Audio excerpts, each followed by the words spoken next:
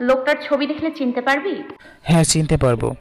আয়াত একটা ছবি বের করে দেখালো। তখন লোকটি বলল, হ্যাঁ হ্যাঁ, এই লোকটাই আমাকে এসব করতে বলেছে।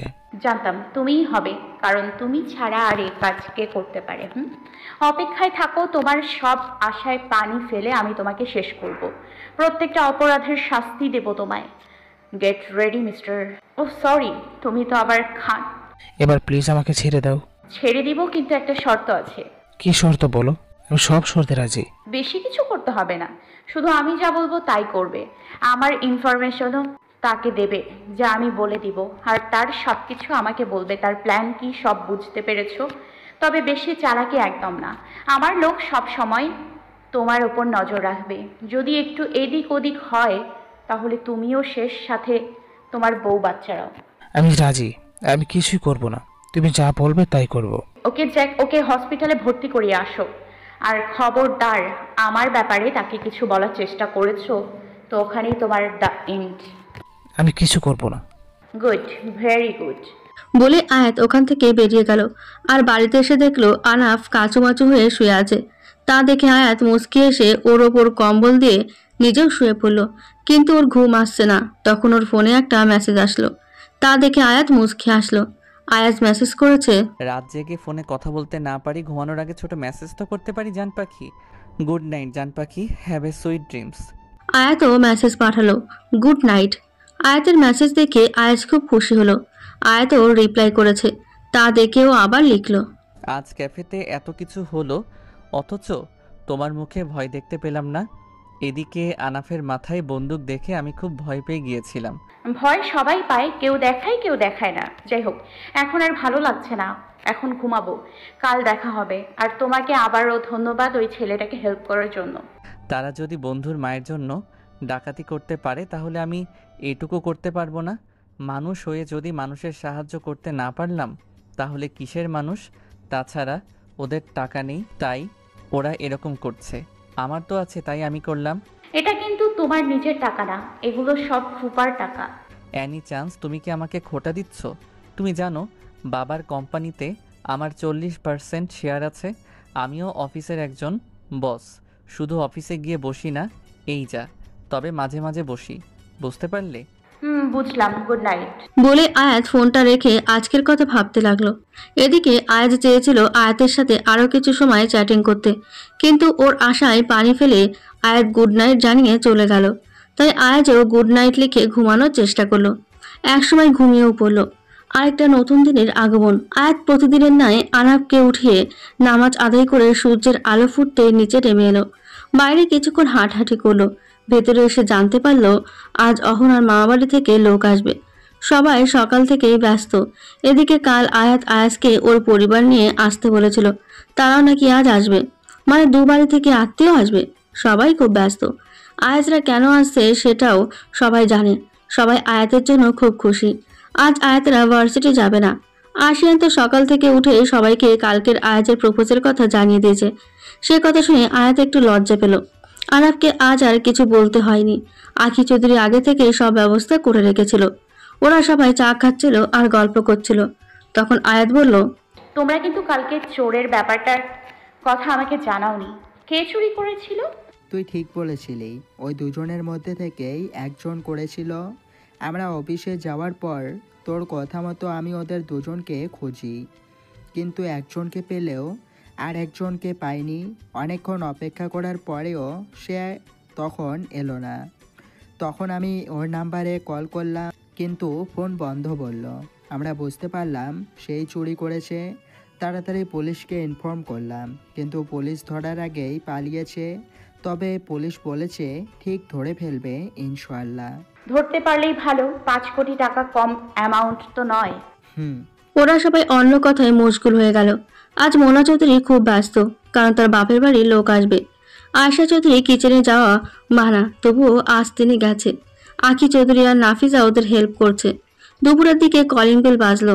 আয়াত দরজা খুলে যাকে দেখতে পেল তাকে সে মোটেই আশা করেনি আজ। আয়াত দরজা খুলে দেখতে পেল অহনার মামার বাড়ির লোকেদের সাথে আয়াতের নিজের বড় মামার ছেলে নিবিড় এসেছে। ও তো নিবিড়কে দেখে পুরো হতভম্ব হয়ে গেছে। তখন অহনার মাম্মি বলল, তুমি নিশ্চয়ই আহিয়া না? একথা শুনে আয়াতের হুঁশ ফিরল। অহনা ওর পেছনেই ছিল, তাই অহনা বলল, হ্যাঁ মামি, ওই আহিয়া না আপু। আসসালামু আলাইকুম, কেমন আছেন আপনারা? ওয়ালাইকুম আসসালাম, আলহামদুলিল্লাহ ভালো আছি। তুমি কেমন আছো? জি আলহামদুলিল্লাহ, আমিও ভালো আছি। আপনারা বাইরে কেন, ভেতরে আসুন। আয়াতের কথা শুনে সবাই ভেতরে আসলো। আয়াত নিবিড়কে ইশারা করলো এখানে কেন এসেছে, তাই নিবিড়ও ইশারা করলো সারপ্রাইজ। সত্যি আয়াত ভীষণ সারপ্রাইজ হয়েছে, ও আর কিছু বলল না। আয়াতের মতো আনাফও অবাক হয়েছে। আয়াত ইশারা করে দিল আনাফকে যাতে কিছু উল্টোপাল্টা না করে। তা দেখে আনাফও চুপচাপ সব দেখতে লাগলো। অহনার মামারা ছিল এক ভাই বোন। অহনার নানা নানি অনেক আগেই মারা গেছে।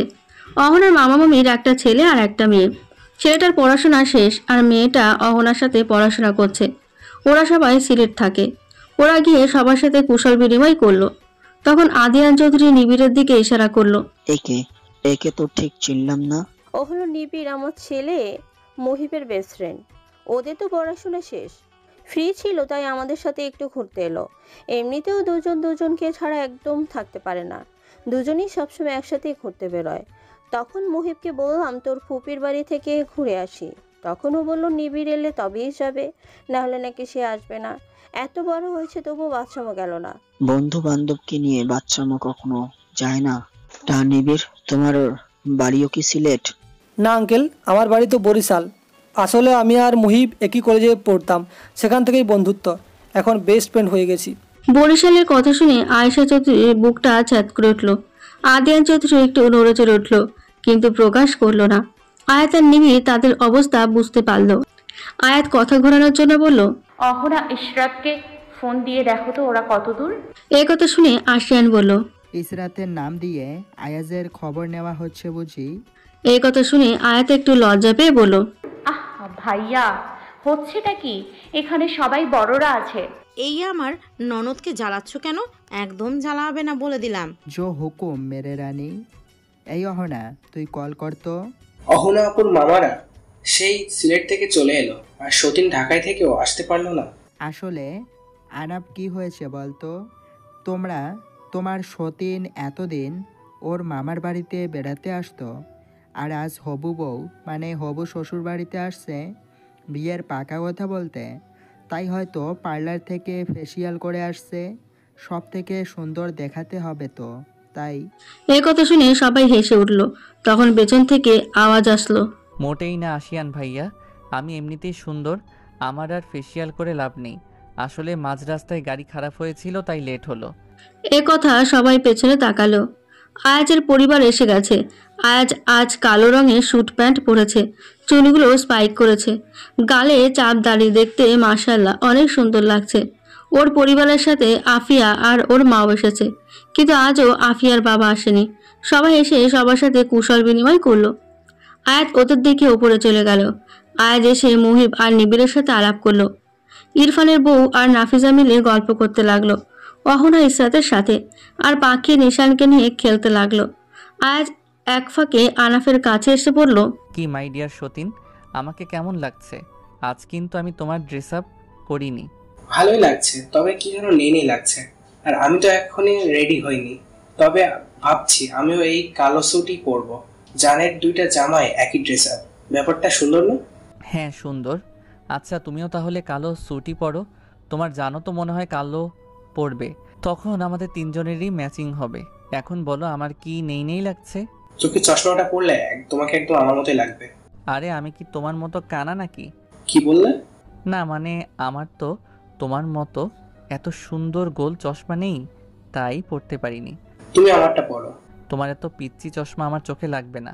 তাও তো ঠিক। আচ্ছা তোমার পড়তে হবে না, তবে আমার চশমাটা পরলে তোমাকে অনেক কিউট লাগতো। আচ্ছা তাই নাকি? তাহলে দাও দেখি কিউট লাগে কিনা। না বাবা থাক, তুমি আবার আমার চশমা ভেঙে ফেলবে। এই চশমাটা আমার ফেভারিট। আচ্ছা ঠিক আছে, এখন তুমি যাও, রেডি হয়ে আসো। যাচ্ছি। আনাফ চলে গেল রেডি হতে। কিছুক্ষণ পর আনাফ আর আয়াত রেডি হয়ে নিচে নামলো। আনাফ আয়াতের হাত ধরে আসছে। আনাফ ওর কথা মতো কালো স্যুট প্যান্ট পরেছে, আর আয়াত কালো গাউন আর কালো হিজাব। আয়াতের ফর্সা গায়ে কালো রংটা দারুণ মানিয়েছে। তবে আজ আর আয়াত চশমা পরেনি। ও নিচে আসতেই আলিয়া খান আয়াতের হাত ধরে বললেন, মাশাআল্লাহ, আমার মেয়েটাকে আজ অনেক মিষ্টি লাগছে। কেন জানি আজ আয়াতের ভীষণ লজ্জা লাগছে। ও চোখ তুলে ঠিকমতো তাকাতেই পারছে না। কি একটা অদ্ভুত অনুভূতি। আয়াস তো সেই কখন থেকে আয়াতের দিকে হাঁ করে তাকিয়ে আছে। তা দেখে আনাফ বলল, মাই ডিয়ার সতীন, মুখটা বন্ধ করো, নয়তো মাছি ঢুকে যাবে। এ কথা শুনে সবাই হেসে ফেলল। আয়াতের সাথে আয়াজও লজ্জা পেল এখন। এদিকে আফিয়ার তো গা একদম জ্বলে যাচ্ছে। এদের আদিক্ষেতা ওর ভালো লাগছে না। ও তো ছোটবেলা থেকে আয়াজকে ভালোবাসে, কিন্তু আয়াজ ওর ভালোবাসা বুঝলো না। কাল যখন শুনলো আয়াজ আয়াতকে প্রপোজ করেছে, তখনই ও ছুটে গিয়ে আয়াজকে ওর মনের কথা বলেছে। কিন্তু আয়াজ ওর কথা শোনেনি, ওকে রিজেক্ট করে দিয়েছে। তবে ও কি এমনি এমনি আয়াতকে ছেড়ে দেবে? কখনো না। আফিয়া এইগুলোই ভাবছিল, আর তার মাঝে পাখি এসে আনাফকে বলল, এই তুমি কে? আমি হচ্ছি আহিয়ানা চৌধুরীর জান আনহাফ চৌধুরী, আর তোমার আয়াজ চাচু সতীন। আমার বউকে তোমার চাচু বিয়ে করতে চলেছে। কিন্তু আমি তো জানি সতীন মেয়েদের বলে, কিন্তু আমার চাচুটা ছেলে। তাহলে? আরে আমি তো জানি না ছেলেদের কি বলে, তাই তো সতীন বলি। আচ্ছা বাদ দাও, তোমার ছোট মাথায় এগুলো ঢোকাতে হবে না। তখন আলিয়া খান বলেন, তাহলে এটাই সেই ছেলে যার কথা তোরা বাড়িতে বলেছিলি? হ্যাঁ মা, এটাই সে ছেলে, আমাদের জাতির পিচ্চি দুলা ভাই, আর সৌভাগ্যবশত ভাইয়ের সতীন। ওকে তো ঠিক চিনলাম না, আসার পর থেকে দেখছি জিজ্ঞেস করব করে করা হচ্ছে না। ও হচ্ছে আহানাব। আহিয়ানা এতদিন ওদের সাথেই ছিল। ও আচ্ছা, দেখে তো অনেক হাসি খুশি বাচ্চা মনে হচ্ছে। হ্যাঁ ওরকমই, সবাইকে দুদিনে আপন করে নিয়েছি। আচ্ছা এখন খাওয়া দাওয়া করা যাক, লাঞ্চের সময় হয়েছে।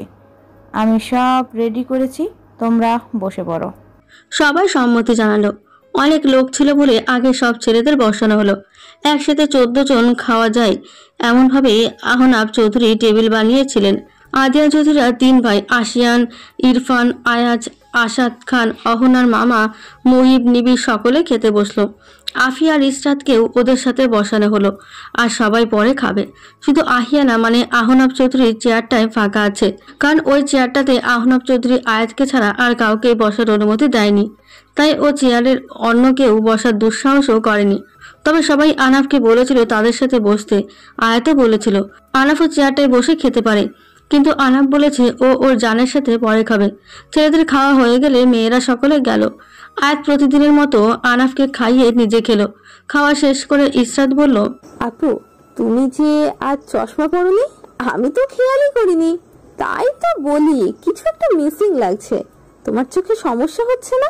আসলে ওটা আমি চোখের জন্য না, মাথা ব্যথার জন্য পড়ি। আসলে মাথায় আঘাত লাগার জন্য মাঝে মাঝে আমার মাথা ব্যথা করে, তাই ডক্টর চশমা পরতে বলেছে, তাই পড়ি। কাল থেকে মাথা ব্যথাটা একটু কম, তাই পড়ছি না। ও আচ্ছা, বাই দ্য ওয়ে তোমাকে কিন্তু চশমা ছাড়া অনেক সুন্দর লাগছে।